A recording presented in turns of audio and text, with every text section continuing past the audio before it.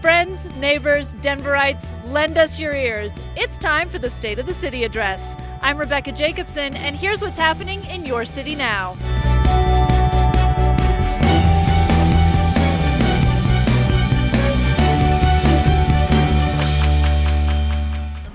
On Monday, Mayor Michael B. Hancock delivered his annual State of the City Address to a packed Carla Madison Rec Center. Denver is on the rise. Oftentimes, a city's progress is measured by the tangible, by what was built, roads, parks, monuments. But I believe our progress must be measured by the intangibles.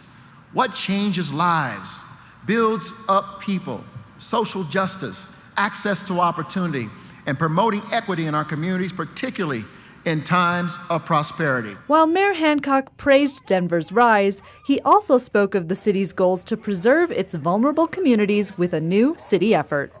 We are calling it the Equity Platform. We will be establishing a new neighborhood equity and stabilization team called NEST. The team will deploy resources specifically tailored to neighborhoods that are under threat of gentrification as new public and private investment comes in. And helping those who could be left behind remains Mayor Hancock's proudest achievement of the last year. Proudest accomplishment was helping seniors access our rec centers. And we saw a 5-6-fold registration of seniors simply by saying, this is your rec center, come, enjoy them, it's free, and the seniors lined up. Catch the entire State of the City Address online at denvergov.org or here on Channel 8. One of the mayor's goals for the city is fighting climate change. And this week, the city reaffirmed its commitment to the 80 by 50 Climate Action Plan.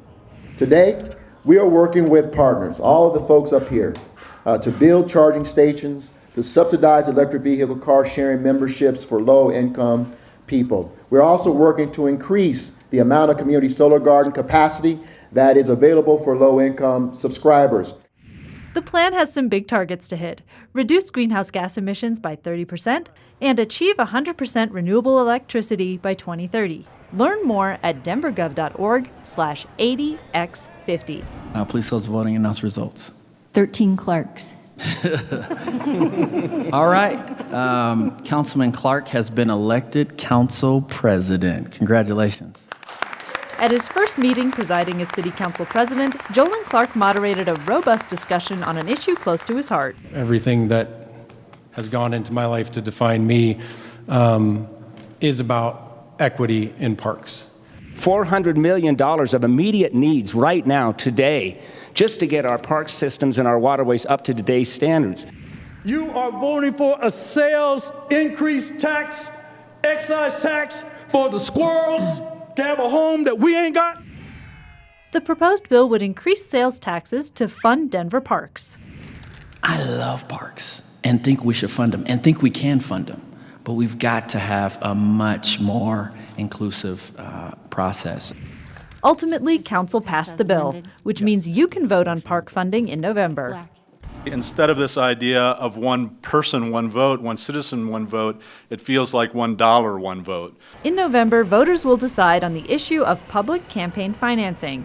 On Tuesday, the Finance and Governance Committee heard details on the Democracy for the People initiative. If passed, the proposal will ban corporations from donating directly to campaigns in Denver, lower Denver's relatively high contribution limits, and create a publicly financed campaign system with 9-to-1 matching funds for small dollar donations for those candidates who opt into the program.